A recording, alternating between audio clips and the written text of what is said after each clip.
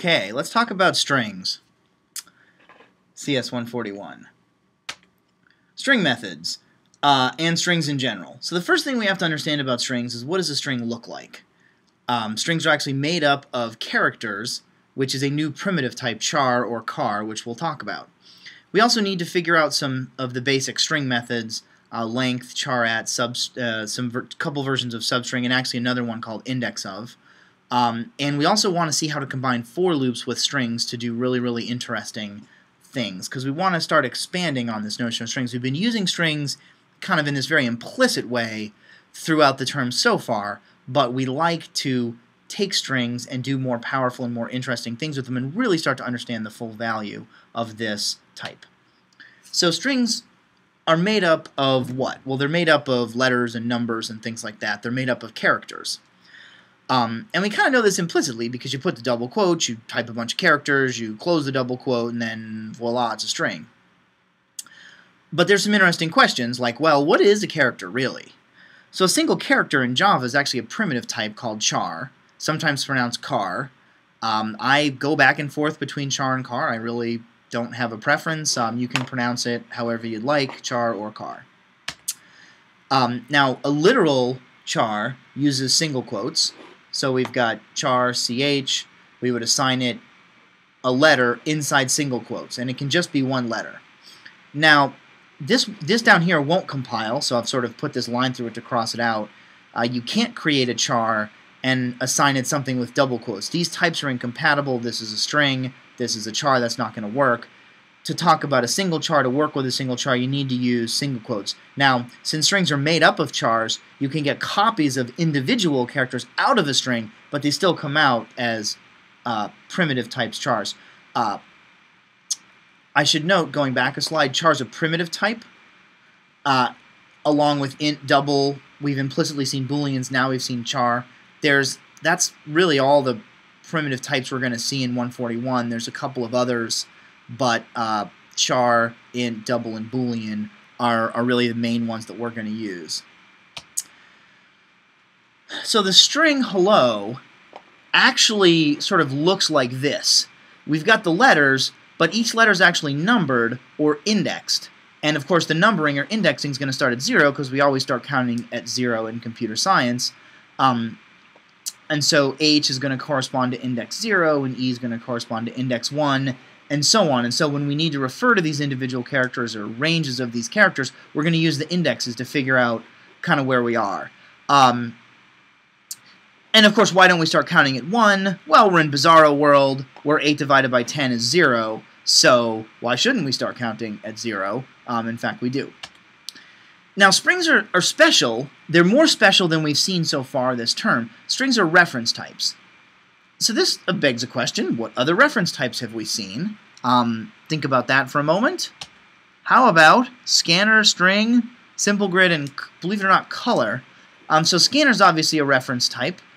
We create it with a constructor. We have methods. String, this is a reference type. We haven't really seen a lot that we can do with it yet, but we will today. Simple grid, this is also a reference type. Color, believe it or not, was a reference type, though we really just use the colors as like magical variables that represented colors. What do reference types have in common? So if you think about that for a moment, you know, there's 4 things we'll talk about. There's obviously more you could come up with, but there's 4 things in our context that matter. So we know you have to compare reference types with dot equals instead of equal equal. You can compare primitives with equal equal. Reference types have to be compared with dot equals. We know that reference types have methods. We've seen the methods in scanner. We've seen the methods in simple grid. We're about to see the methods in string. Color we're not really going to mess with. We know that reference types are references to data that's potentially of a large size. So they're different than primitives. And we know that reference types are passed into methods or functions by reference rather than by value or by copy as we do with primitives. This is incredibly important to understand in that if you write a function that needs an integer parameter and I want to give you my integer variable x, I don't really give you x. I give you whatever value x currently has, and then you work on a copy of that value. Whereas if you have a method or function that works with a simple grid, and I use your function and give you my simple grid, you now have a reference to my simple grid, which means you can go ahead and change it. So you need to be careful when you're passing things by reference. So these are some of the key differences, the key similarities between different reference types. One of these things for strings we have to keep in mind, reference types have methods. So we know scanner has these methods. It actually has more, but these are the ones we care about. Next, next line, next int, next double. We know that simple grid, we have set color, we have the two getNumRows and getNumColumns, those two methods for getting the size and dimensions.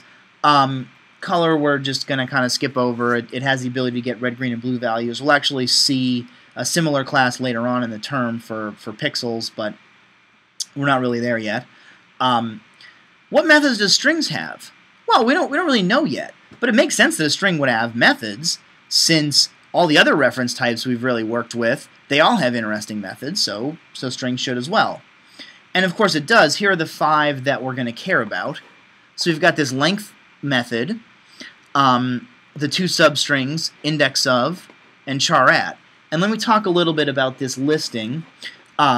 You'll see listings like this for methods very often. This is telling you the return type of that method, and this is telling you the name and showing you what sort of parameters you need to put in. Sometimes you'll see a brief description along with this. This format is used by what's called JavaDoc, which is the documentation tool for Java that builds web pages of documentation. It's actually incredibly useful. So this is saying, well, if I ask for the length of a string, I get back an int. If I ask for a substring starting at a certain index, I'm going to get back a new string. So if I take a string, I can say, give me a substring, but only the characters from start through the end. And that gives me back a new string. I can say substring of the string, but I only want characters from start up to but not including some end index. And that's going to give me another string. Index of, this says, well, some string like ABCD might have a substring of another string in it, like for example B, and this would tell me the index of the first occurrence of that substring.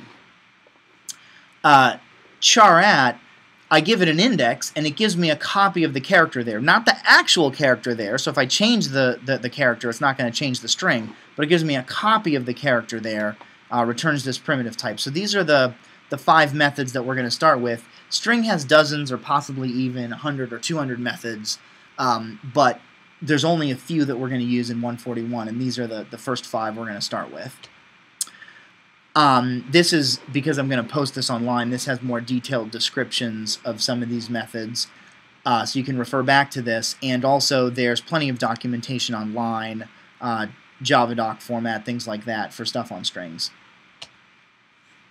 Now I should note that these string methods, and in fact all the methods for scanner, simple grid, etc., these are all what are called instance methods. That means that they require an instance to do their work. So if you want the length of a string, well, you might have 25 strings in your program, so you can't just walk into your program and be like, I need length! Well, length of what string? I mean, you've got a bunch of strings there. Which one do you want the length of? Similarly, if you say, well, I want a substring. Well, what do you want a substring of? You can't just say substring. I need to know what string you want a substring of. So you've got to keep this stuff in mind. One other quick note about instance method versus what we've seen already, static methods or functions. We'll return to this in more detail when we start writing our own instance methods towards the end of the term. But something to keep in mind is that in Java there's only 3 kinds of methods. There's instance methods, static methods, and constructors. And actually constructors are really just special instance methods. At this point we've actually seen all of these kinds. We're writing our own static methods, which are also called functions. Those 2 terms mean the same thing. We're using instance methods, but we're not writing them yet. We're going to work on that. And we've also got, of course, constructors that we've started using, but haven't really started writing. That's it. There aren't any other kinds of methods. So that's good to know that there's only those 3. So let's talk a little bit about this idea of instance methods with strings and how to use them. So suppose we create these 2 strings here. So we've got S1 is Knox College, string S2 is Galesburg. And I want to get the length of S1, well, I have to say S1.length and then store that into a variable.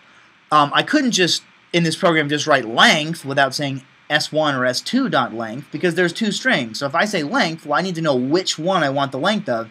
in this case S1. So we're asking for the length of a particular instance of string.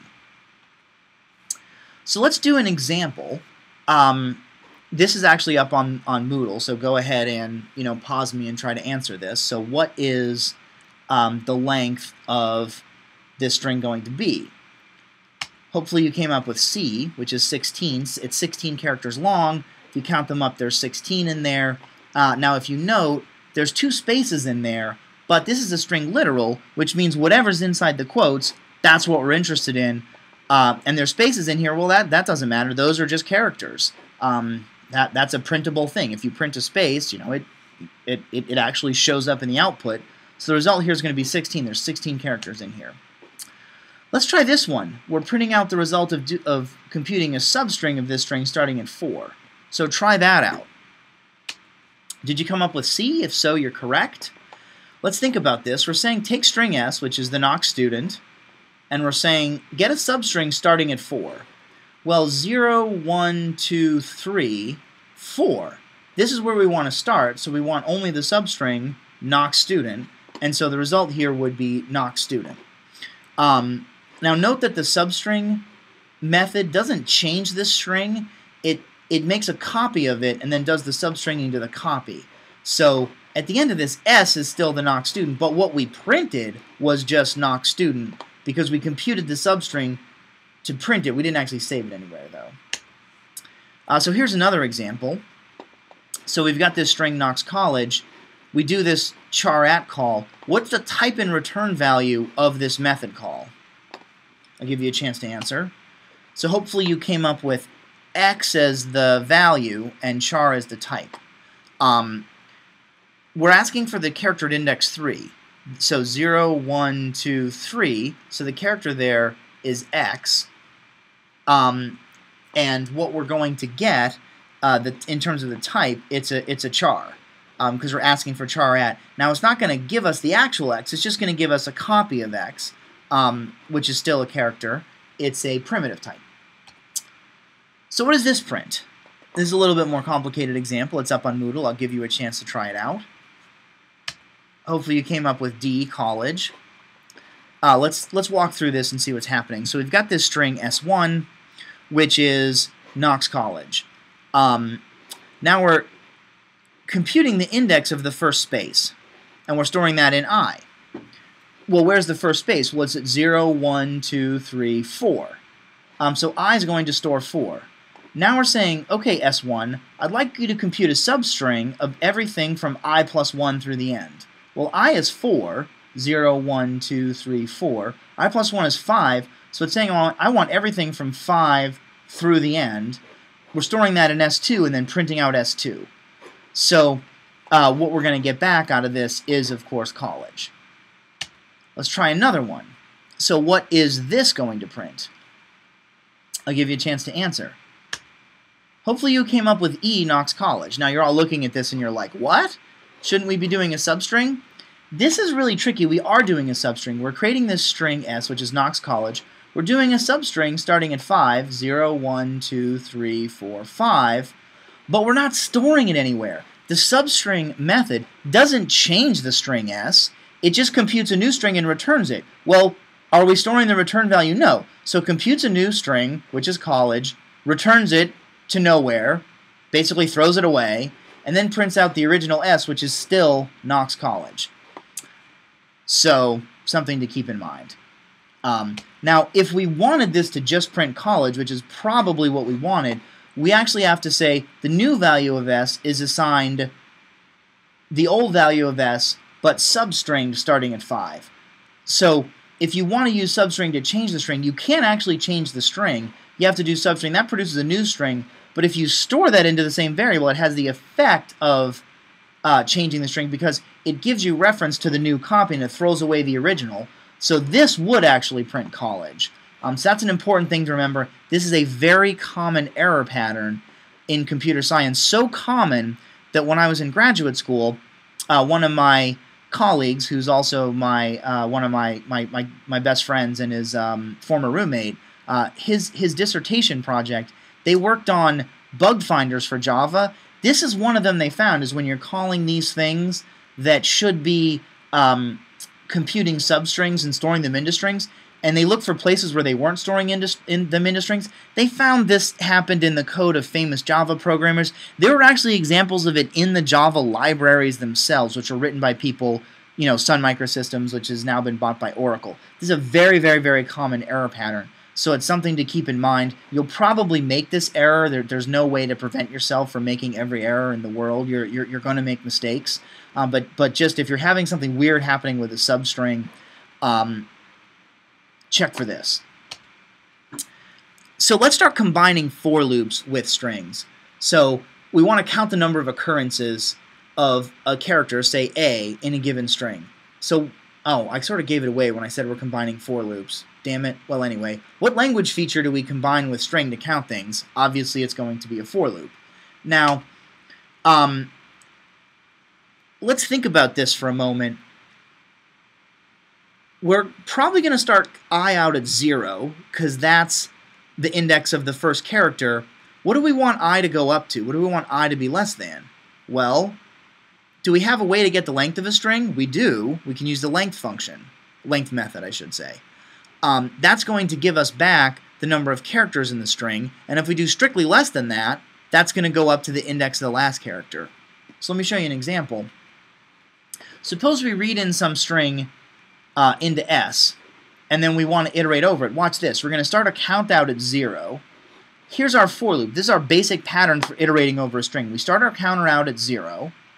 We're going to say, well, while it's less than the length. So let's imagine, for example, the string we're looking at is hello. Well, hello is 5 characters, which means the indexes are 0, 1, 2, 3, 4. The length of hello is 5, so we're doing while I is strictly less than 5, which means I can go up to 4. Well, that's perfect. 0 to 4, that gives us all the valid indexes. Now we're saying if s.char at I equal single quote, so we're checking it against the character A. Now what's fantastic about this, since this is a primitive type, we can actually compare with equal. It's saying, get me a copy of the character at I, compare it to A. If they're equal, add 1 to the count, and then at the end here we're going to print this out. So this is your standard loop for going through a string and counting things. Now, if you note, this actually read the string in with a scanner and then printed it out. But this is kind of a general operation of counting things, taking a string, some arbitrary string, we don't know what it is, and then producing a count of the number of times a certain character occurs. We could turn this into a static method or a function. We could call it count A, could take a string as a parameter, and it could return an int, which represents the number of times a letter, or the letter A, occurs in the given string. So what would that look like? Well, we kind of already know. It's going to be static method, which is a function. It's going to return int.